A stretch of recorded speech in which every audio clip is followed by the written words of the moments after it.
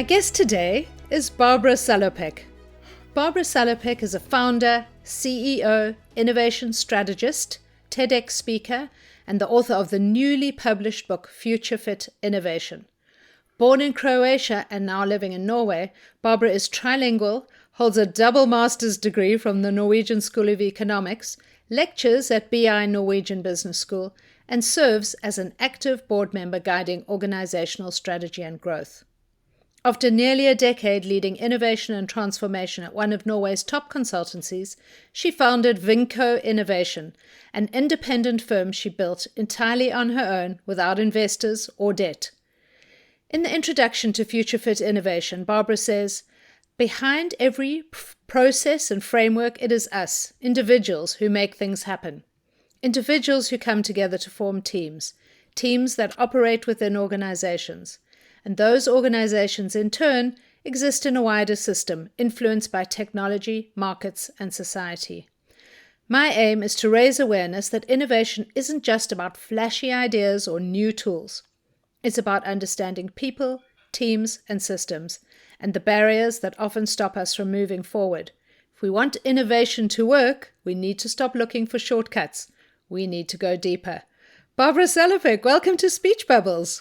Thank you very much, Charlotte. It's a pleasure to be here, and I love your podcasts, and I have been listening almost all of them, so it's really an honor to be here. Thank you. Oh, well, it's delightful to have you with us. So, Barbara, let's talk about that human instinct to find shortcuts and avoid going deeper. Tell us how your book addresses this. Well, I have the book focus on the three levels.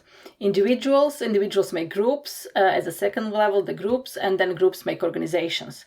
And when we talk about innovation, it's always a certain framework, for example, design thinking that becomes a fashion, and then everyone is crazy about that, and everyone thinks now a couple of people have been to the workshop, and now we will all be innovative. But it's not as easy like that. And it's normal to look for the shortcuts because it conserves our energy. But nothing, in order to have long-term sustaining innovation, it's not as simple as easy as it looks like through some frameworks. You have to touch people, individuals. They cannot be creative overnight, and many people think they're not creative, and this is what also I talk about in the book, to understand that actually we all have creativity, just in different forms. And then to learn from this, also to go to the groups. And many say you have to have diverse group, but you can have diverse groups and they still might not produce because they are afraid to speak. And then that's another chapter on psychological safety. And then the last one is more about the context. It's about technology and sustainability and some other context as well. Did I answer your questions correctly, actually? Yeah, that's all good. I'm just so interested in that sort of human nature and that tendency to take shortcuts. Yes. So where have you seen the opposite? And what situations have you seen the opposite where people really understand that they need to go deep in order to be successful with innovation?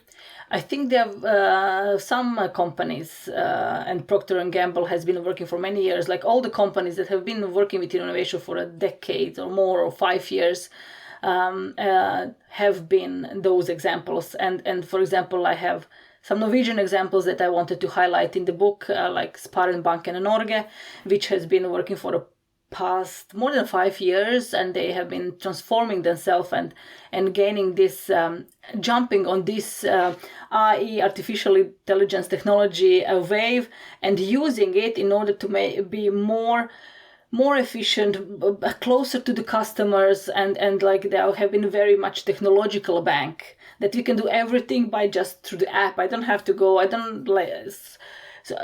And they focus so much also on the human. They say, and I have this as a case in the book. They say that they couldn't do that if they forgot the human, the technology part would not be successful, because at the end the humans have to adapt technology. They are using technology, so at the end it's all about us individuals. What kind of approach we have, and then some of us are very curious and they like to kind of explore it. For example, me, this is the new tool, this is the new software, let me try it. Okay, I like to try things, and that's one of the interesting articles, scientific articles that I read and then I included in the book, was not everyone is like that. Someone is naturally a little bit more, not slow, but cautious maybe, or exploring. It takes too much energy for them.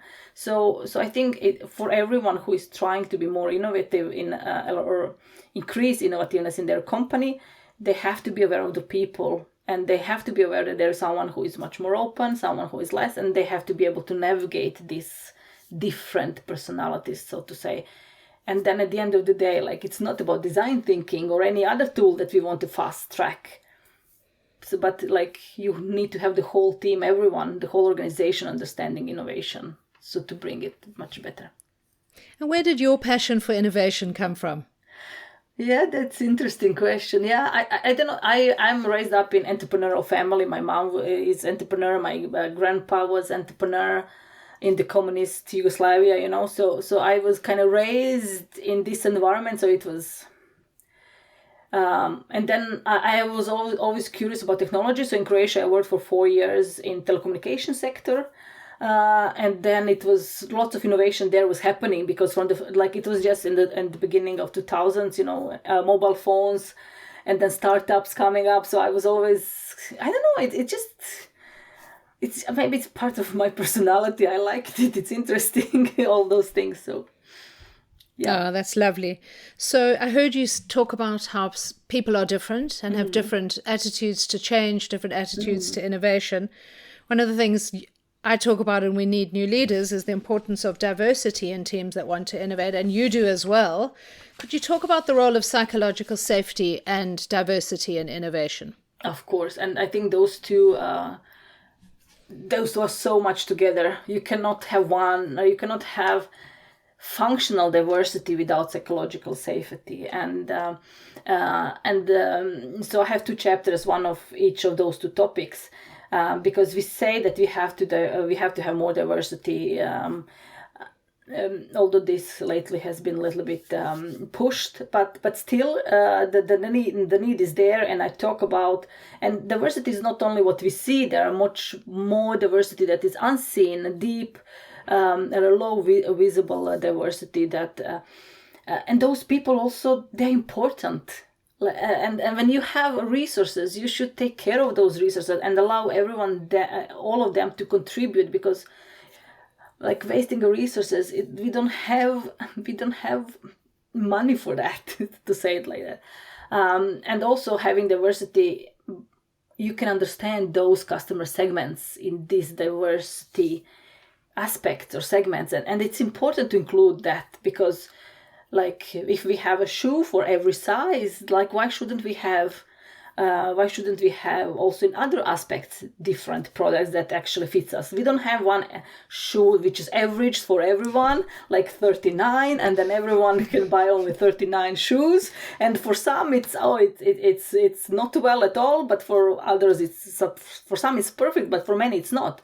And this is what businesses are doing when they are not having diversity including in their also portfolio or and of course, the more diverse you are, or the more you are embraced with it, the more you understand those people, and you see their perspectives. As I said in the book, I use this Unilever's example of the desodorant for disabled people. And I don't have anyone disabled in that way in my family, so that I could understand the struggle. But if you have someone close enough, then you would understand that. So that's why it's important to embrace that. And as I said, if you have people of diverse background around you and they're afraid, they don't think that if they raise their voice, not raise in yelling, but like voice them their thinking, then they will not say anything, and then you will not be able to harvest the diversity effect from them. So that you have to have psychological safety if you want to harvest the benefits of diversity. And then if you don't do that, then it will be, as they all say, create conflicts and problems and mismanagement. So yeah, that what I've seen supports what you're saying, which is this idea of if you if you only have certain voices who are heard around the table, then you start to get the echo chamber. So the boss goes, I think this is a brilliant idea. 2 loud voices say, yes, boss, brilliant idea. And then 7 people stay silent. Yeah. Because there's no psychological safety. They feel threatened to give an honest opinion. And then the boss they go off and do something that makes no sense. Yeah. And the good leader, that's the whole point of the book. The good leader will recognize those 7 silent voices and would go and ask them and would maybe turn the volume down on those 2 loud ones and take them with a little bit of grain of salt, as they say, and like focus on, okay, why those 7 are not speaking? What can I do? So it can all, like I say, I have a part about voicing and silencing. We voice our thoughts when we think that it can bring the change. And we silence when we don't believe we can do the change. So those that are silent, they have learned that it will not make the difference. And those, yes, boss, they just want to kind of please the boss. And this is, again, not ideal situation as much as it looks like the best for the boss. So, like once I was practicing for pitching an idea. And I asked my intern if she can give me feedback. And she was like, oh, everything is good. And I was like, I didn't call you here to give me that feedback. You have to tell me what's not good. And then she told me, and then we worked with that. But like you have this courage to also accept the and it's difficult when you're a leader because everyone is expecting so much and you have to manage so much. So it's difficult balance as well. I recognize that.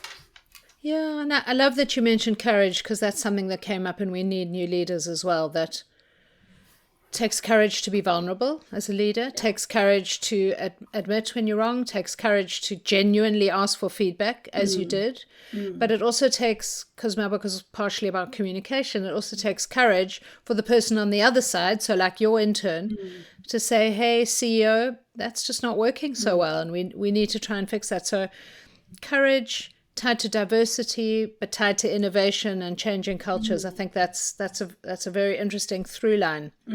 So, Barbara, I love asking other authors about the writing process, and we have the joy of sharing the same same publisher, Alison Jones from Practical Inspiration Publishing. How was the process of writing your book for you, and what did you learn from it? Yeah, that's a nice. Well, since I started writing, it's more than 3 years. So I have been writing the book like almost for 2 years, but I was also working full time with my company and lecturing. So the writing process was in a way demanding because all Saturdays, Sundays, all the free days, I would wake up at 6 and but I made a very structured plan. This month, I had read this many articles for each chapter. I read more than 50, 60 articles, scientific articles. And then, but at the end of the process, I realized that I liked it. And it was so much easier than some of the projects I led. It was me and the words and my thoughts, and we got along quite okay at the end. So I could write more, actually. Yeah, I liked it at the end. I didn't expect that I will like it, because from the beginning, when someone told me you should write a book, I said never. And is there anything specific about your book that you would like listeners to know? From the content or from the process? Whatever you'd like people to know. Well, I think it's a helpful book for taking a step back, to understand really what innovation means in the long run, and that it's not a sprint, that it's a marathon. And once you are ready for the marathon, you have to stay on that level, as a company, and that's not easy. And this book is like the first step, I would say, in realizing that. So that was my aim. So let's talk a little bit about you, Barbara. You've had so much experience, you've lectured, you run your own business, you've worked in technology transformation. Where along your career journey did you learn the most about leadership? I think I learn all the time. Like when you are young, you can't go with the passion and ambition, I'm going to be there. And then it goes kind of okay for a while. And then it's the first big obstacle when some promotion doesn't happen or anything. And then you have to process that. Or you get a promotion, but it's so difficult. I was 25 when I was a director for customer service and I had 20 people in a startup, and I was working from 7 to 7, and it was after 1 year I have to give up because it was too stressful and no psychological safety. So you learn a lot there, and then I moved to Norway, and then I was a student again, and 26.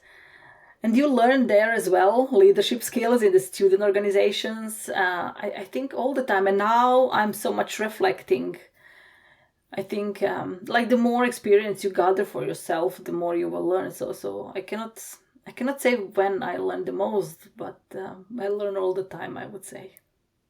Yeah, and I love that you talked about self-reflecting, because for me and what came up in We Need New Leaders is that self-reflection and that self-knowledge is so important. What would you say is your leadership style? Oh yeah, my leadership style, I think I'm very practical. I like to be practical. Like, I don't like to think about the things for too long. I would prefer to, okay, this is the decision, so we take it. And if it's the bad decision, so we learn from that. So I think that, I don't like to complicate things. I prefer to accept that this is maybe not perfect, but let's go with that. Right now, this is the environment, our limitations that we can work with, and it's the best we can do. And next time, hopefully, it will be better. So, yeah, so practical. A very practical and pragmatic attitude to leadership. So we talked about diversity, and you are Croatian, you're now living in Norway, you operate trilingually. What has diversity meant to you in your life? Well, I first met diversity as a woman, and I still have high ambitions when it comes to the business. And then, you are young, you go, and then at a certain point you always get a barrier, a significant barrier, like the female barrier, or I don't know how to call it. One at a certain point, you are good enough, or you're maybe better, but you are just not the right gender, and then it takes time to digest that and to calibrate to the situation. So that, and like, yeah, so that's, but and then I'm from Croatia and Norway, so that also adds a little bit of the barriers. I do speak Norwegian and I teach in Norwegian, but in Croatia we take things much more direct, and Norwegians are conflict shy, so I'm kind of diverse or a little bit exotic to Norwegians in that term sometimes, because I like to solve the conflicts or the problems. Okay, this and this happened, come on, let's solve it. And they're like, oh no, you can't go that direct. It sounds like Norwegians are secret Brits. Yeah, can be, yeah. Yes, yeah. Was it hard to learn Norwegian? Well, I do speak German as well, and I learned German for whole life. And then when we got to Norwegian, the grammar you can learn it in 1 week. It's so simple compared to German, but it took a lot. I used English a lot, and it's much easier to switch to English. Everyone switches to English, and they like that. And it took a long time to kind of build the vocabulary and dialects. They have dialects to be comfortable. But now I teach in Norwegian like 7 hours in a row, so that's done, managed.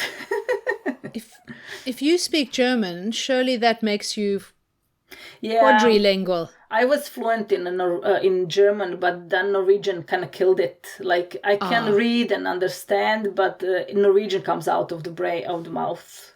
It's kind of like a car crash when the only Norwegian car is fine. That's so funny. I love that metaphor, but I have the same because I learned Afrikaans back in South Africa, which is similar to German in terms of some of the grammatical structures, although it's much simpler, and some of the vocabulary. And I can read and understand Afrikaans perfectly, but German comes out. Yeah. Yeah. It's exactly the same problem. So I guess if the languages are too similar and they share a similar location in the brain, there's a bit of a mashup. Yeah. So I can understand and I can read, and I listen. But then when it has to come up is Norwegian. Yeah. So you're an author, you're a business owner, you're living in a culture that you weren't born in. How do you think about your own reputation? We had this conversation about reputation on LinkedIn several times where I brought this difference between Croatia and Norway. And what I learned in Norway, your reputation is a gold. You have to always take care of your reputation. You always have to take care of what you say, how you say. You have to be always nice to everyone, because sooner or later, Norway is this big country in the areal, but small in the people. So you will need people. So that's... But in Croatia, like the reputation, when I was growing up at least, maybe things change now. Like you could always find it somewhere to work or someone to work with. So it was a big eye-opening how important reputation is, and that you should be careful, that you should stick to your norms and values and integrity, I thought. And this was easy for me to stick to it because it was natural. So, but but it's quite like different countries, different values and norms. Yeah. So how do you think about your reputation? What does it mean to you? Well, a reputation is something that follows you. I think someone says in one of your podcasts, it's your shadow. It's always there. So I think, I think that's a good definition. And what I think about mine, I try to walk the talk and, hold to the integrity, is to stand what I think. So so that's what I'm trying. And I think I've done it, But you always have people that with who you didn't get along and with who you get along. So you always have the both. And those that you didn't get along will talk negatively, and those you did will talk positively. So it's... And the same for you. You also can have different experience about the people. But I try to stick to my own values and norms and hope they speak for me. So, Barbara, when we first met, I was absolutely astonished to discover that you were a very active user of TikTok, and you were making absolutely beautiful TikTok videos. And you have a couple of thousand followers who are following your innovation channel. What have you learned from using TikTok? What has that meant for you? Oh, yeah, that's... thank you for that. Thank you for that. Yeah, I have a couple of thousand. I just thrown myself in. As I said, I like to experiment, and that was last year. At this time last year, I started experimenting with TikTok, and I knew that my book will be coming up this year. So I said, okay, let's dive in and see what's there. And my son is using TikTok, so I wanted to know what he's following, and I was starting making videos, one video every day, for I think up until end of the new year. After the new year, and that it was interesting. It's very consuming, and I learned that those that are very good and have many followers, they deserve that. Because you have to think on so many things, like editing, like the sound, all the scenes. You have to be a director, a writer, artist, actor, everything, and it's quite consuming. But now I am making approximately one video a week, and now my focus is LinkedIn, and now I change a little bit. I mean, I learned, I have better quality of the videos, I would say. But it's like, if you're an author or you want to be seen and heard, well, I think it goes a little bit with the role. So yeah. But it's difficult. Innovation is not a topic that everyone wants to hear. Yeah. I appreciate it's maybe not the topic for TikTok, but what I loved was, and still love, is your creativity in making them, your courage in doing it. And I really think your videos are exceptionally slick now. Do you do all the filming, editing, sound all by yourself? Okay, I have a friend and she's filming me. And Ivana, and she's very good at that. And she's very good. Okay, no, this scene is not good. You have to stand there.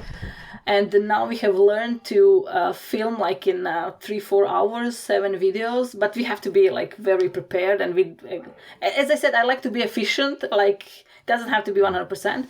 And then I do all other things behind the cuts and organize and everything. Yeah. Which was your most successful video?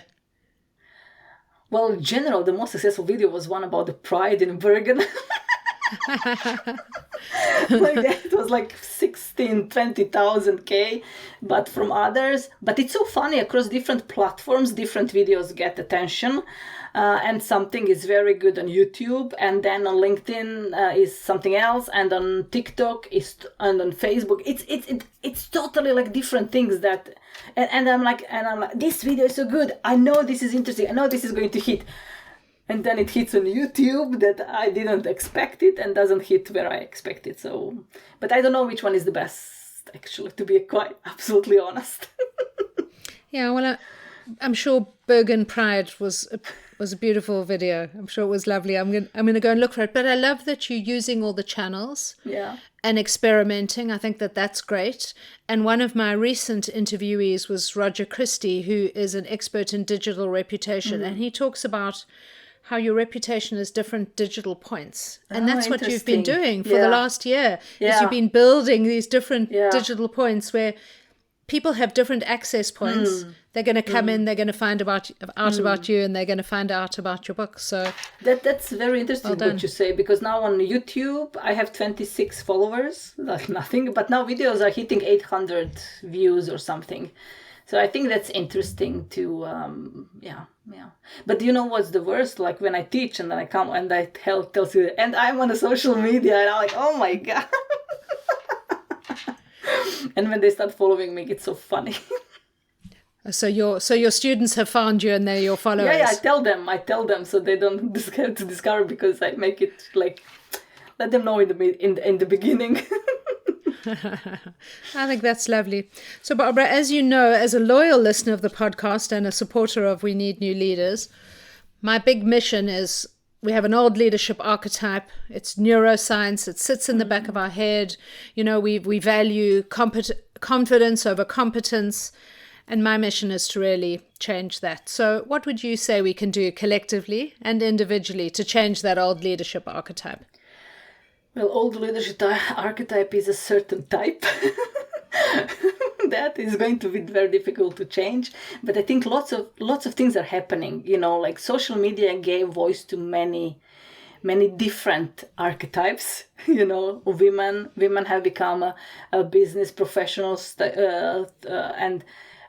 so it opened lots of doors, and also it's the voice channel, and people are bringing up those differences and building the communities. So I think what each of us can do is support the differences and learn. If you don't know about them, learn. Be curious about them. Learn and try to kind of include them. Be curious, you know, like invite someone, or like if you're a business person, invite someone who is a writer, invite someone who is a painter sometimes, on, you know, be curious and like, just because someone is different, ask, why do you say so? What brings you to that? Because then it opens up so much, and then it's completely different the prejudice we had in our head. Yeah, I think that's really lovely. And it takes us back to what we were saying about innovation, which is, you know, that diversity makes a difference in innovation, and diversity makes a difference in fighting that old leadership archetype. So now we get to the questions I always ask. Give us a book recommendation. Okay, the book recommendation, I decided to take one that was... that's a little bit older. It's written in 2000, and it's called Building a Portfolio Career by Adrian Bourne, Christopher Lyons, and Colin McCrudden. And I got this book from my brother who lives in London, and I love the book because it made a switch in my head. We don't have to accept all the projects we get. We can be strategic about our things that we will be doing, especially when you're a solo entrepreneur, that we don't have to say yes to everything that comes to our way. So that book was very nice, kind of reminding or like introducing me to that. Be mindful and like think in the long run which kind of projects you want to have, how you want to contribute. Not like, oh, I have to have all this now, because otherwise, like, take it, breathe, and take it slowly.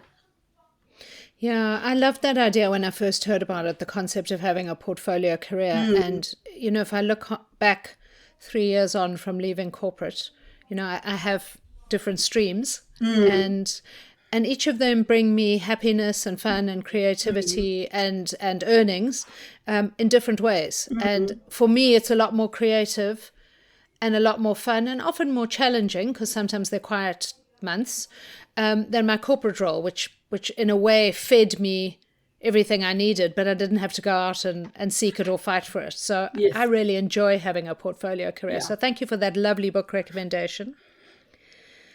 You also know that my book is aimed at emerging leaders who have ambition to find, keep or create their dream leadership role.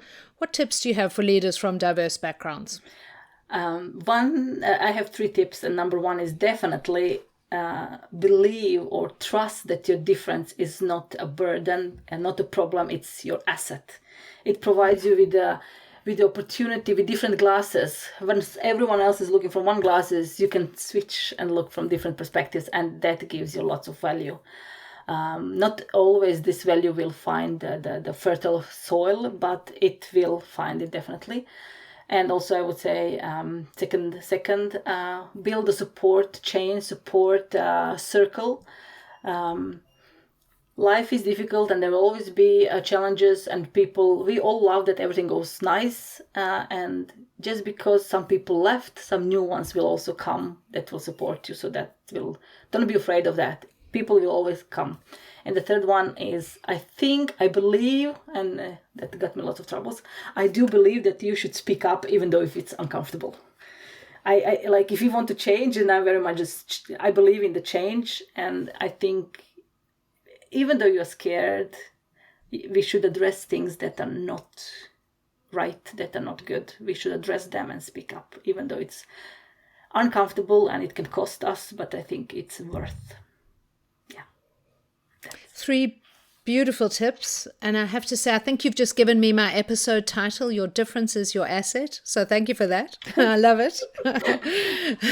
So Barbara, it's winter in the Northern Hemisphere, and I know in Norway it's getting pretty dark, but also, metaphorically, the world is a little bit gloomy. What brings you joy?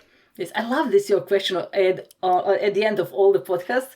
And I have been thinking about that. And I was, what I love when the 4 of us, the family, my husband and my kids, when we cook something new, for example, something that we didn't, a recipe, and it turns out good and we all like it. And we all like, oh my God, this is so good. And we'll sit and we cannot, the joy is just bubbling from our soul. I like that. And I like taking walks. So those things bring joy. Oh, what a lovely answer, and what a lovely, thoughtful interview, Barbara Salopek. Thank you for joining me on Speech Bubbles. Thank you.